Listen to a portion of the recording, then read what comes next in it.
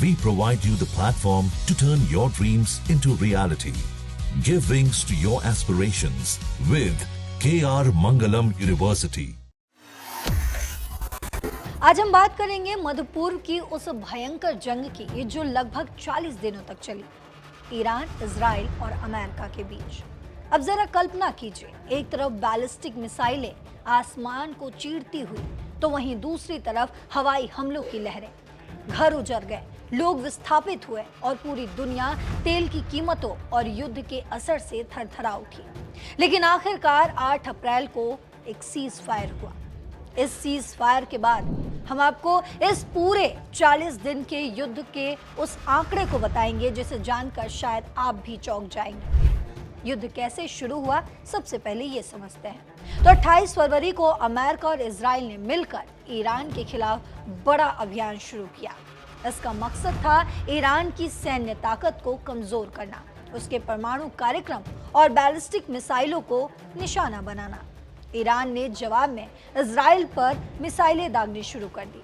पहले दिन करीब 80 मिसाइलें, दूसरे दिन 60, तो वहीं तीसरे दिन 30 और फिर रोजाना औसतन 10 से 20 मिसाइलें। कुल मिलाकर ईरान ने 650 बैलिस्टिक मिसाइलें इजराइल पर दागी।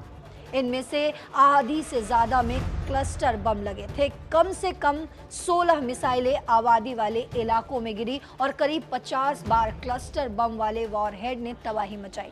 वहीं इजरायली सेना के आंकड़ों के मुताबिक उन्होंने जवाब में 10,800 से ज्यादा हवाई हमले किए। इन हमलों में 18,000 से ज्यादा बम गिराए गए और 1,000 से ज्यादा हमलों की लहरें चली। वहीं 4,000 से ज्यादा लक्ष्य निशाने बनाए गए। ईरान की air defence system, ballistic missile launcher, हथियार बनाने के प्लांट, परमाणु सुविधाएं, कमांड सेंटर और कई सैन्य कमांडर। वहीं ईरान के पास 470 बैलिस्टिक मिसाइल लॉन्चर थे। उनमें से 60% नष्ट हो गया या बेकार हो गया। लगभग 200 पूरी तरीके से नष्ट हो गया और 80 निष्क्रिय हो गया। ईरान की हवाई रक्षा और पहचान प्रणाली का 85% तबाह हो गया। 300 से ज्यादा एयर डिफेंस से जुड़े टारगेट्स पर हमले हुए। तो अब समझते हैं कि दोनों तरफ आखिर नुकसान कितना हुआ।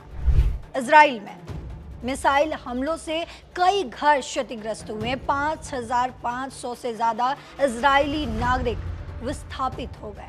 कम से कम 20 इजरायली और विदेशी नागरिक इसमें मारे गए। वेस्ट बैंक में 4 फिलिस्तीनी भी शहीद हुए। 7,000 से ज्यादा लोग घायल हुए। तो वहीं ईरान में सैन्य ढांचा बुरी तरीके से प्रभावित हुआ और कई लोग मारे गए। परमाणु और मिसाइल प्रोग्राम को बड़ा झटका लगा।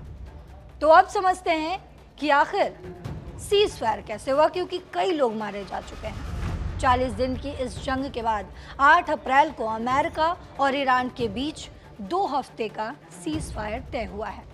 पाकिस्तान की मध्यस्थता में ये डील हुई, ऐसा कहा जा रहा है।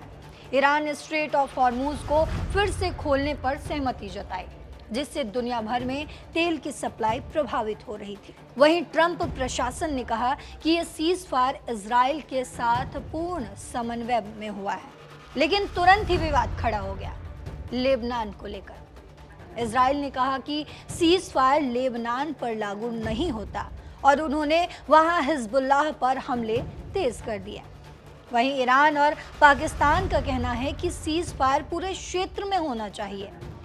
तो अभी सीज फायर काफी हद तक टिका हुआ है, लेकिन तनाव लगातार बना हुआ है। पाकिस्तान में बातचीत शुरू होनी है और ये देखना बाकी है कि स्थायी शांति कब आती है।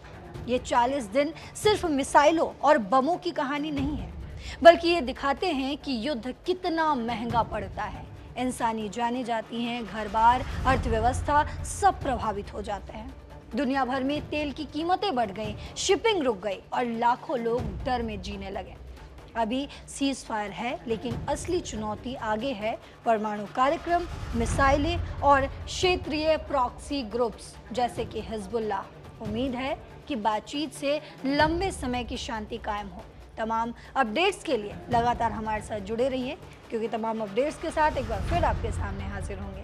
तब तक देश और दुनिया की बाकी खबरों के लिए देखते रहिए दैनिक जागरण। साथ ही अपनी राय कमेंट बॉक्स में ज़रूर लिखते जाइएगा। नमस्कार।